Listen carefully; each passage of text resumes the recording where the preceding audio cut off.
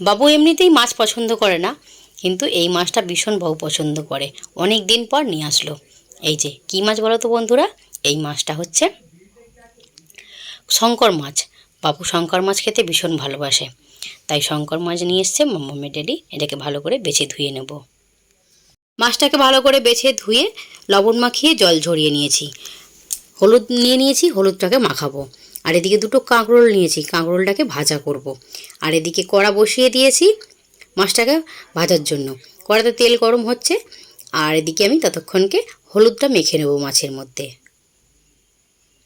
তেলটাকে ভালো করে গরম করে নিয়ে এই যে এক এক করে মাছগুলোকে তুলে দিচ্ছি। মাছগুলোকে এপিট ওপিট করে লাল করে ভেজে নেব। আর মাছগুলো না একবারে ভাজা যাবে না, অনেকটাই মাছটাকে দুবার ধরে ভাজতে হবে।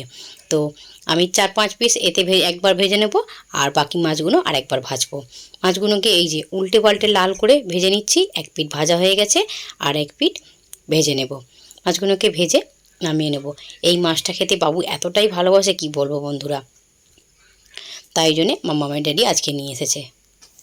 মাছ ভাজার পর যে তেলটা ছিল সেই তেলের মধ্যেই কাঁকরোলগুলো ভাজবো। কাঁকরোলগুলোর দানা ফেলে দিয়ে এই যে লম্বা লম্বা করে কেটে নিয়েছি আলুর মতো করে। আর দানা থাকলে না মাম্মাম খেতে চায় না। এর মধ্যে লবণ হলুদ দিয়ে একটু নেড়েচেড়ে ভেজে নেবো, হালকা একটু সেদ্ধ করে নিয়ে গ্যাসের ফ্লেমটা লো করে একটু ঢেকে রেখে দেবো। ঢেকে এটা সেদ্ধ করে ভাজা ভাজা করে নেবো। আর এর মধ্যে না একটু মাছের ডিম ছিল, সেই মাছের ডিমটাই দিয়ে দিলাম।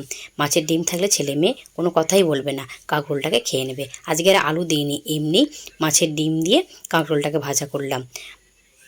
ভাজা হয়ে গেছে, নামিয়ে নেব। মাছটা যখন ভাজছিলাম না, তখন এত তেল ছিটকাচ্ছিল, গায়ে 2-3 জায়গায় গরম তেল ছিটকে পড়েছে। আর ভয়ে ভয়ে মাছটাকে ভেজেছি ঢেকে। মাছটা রান্না করার জন্য কড়াতে তেল দিয়ে তেলটা গরম করে নিয়েছি। শুকনো লঙ্কা জিরে ফোড়ন দিয়েছি, দিয়ে কুচিয়ে রাখা পেঁয়াজগুলোকে দিয়ে দিয়েছি। পেঁয়াজগুলোকে লাল করে একটু ভেজে নিয়ে এদিকে টমেটো, আদা আর রসুন একসঙ্গে পেস্ট করে নিয়েছি। সেই পেস্টটা দিয়ে ভালো করে নেড়েচেড়ে ভাজবো যতক্ষণ না এটিকে তেল ছাড়বে, আদা রসুনের গন্ধ যাবে। এবার রেগুলার যা মশলা সেই মশলাগুলোই দিয়ে দিয়েছি। মশলাগুলো দিয়ে সামান্য একটু জল দেবো, যাতে মশলাটা পুড়ে না যায়। জলটা দিয়ে মশলাটাকে ভালো করে কষিয়ে নিয়েছি। কষিয়ে নেওয়ার পর এই যে মশলা থেকে তেলও ছেড়ে দিয়েছে, সুন্দর কিন্তু একটা কালার এসছে। এবার একটু নেড়ে চেড়ে নিয়ে এর মধ্যে পরিমাণ মতো জল দেবো। যেহেতু এটা তেল ঝাল করবো, বেশি জল দেবো না, অল্প করে জল দিয়ে এটা ফুটিয়ে নেবো। ফুটিয়ে উঠলেই ভেজে রাখা মাছগুলোকে তুলে দেবো। মাছগুলোকে দিয়ে গ্যাসের ফ্লেমটাকে লো রেখে ঢেকে 5-6 মিনিট মতো এটাকে রান্না করে নেব। এই যে ঝোলটা ফুটে উঠেছে, এটা এবার ঢেকে নেব আমি।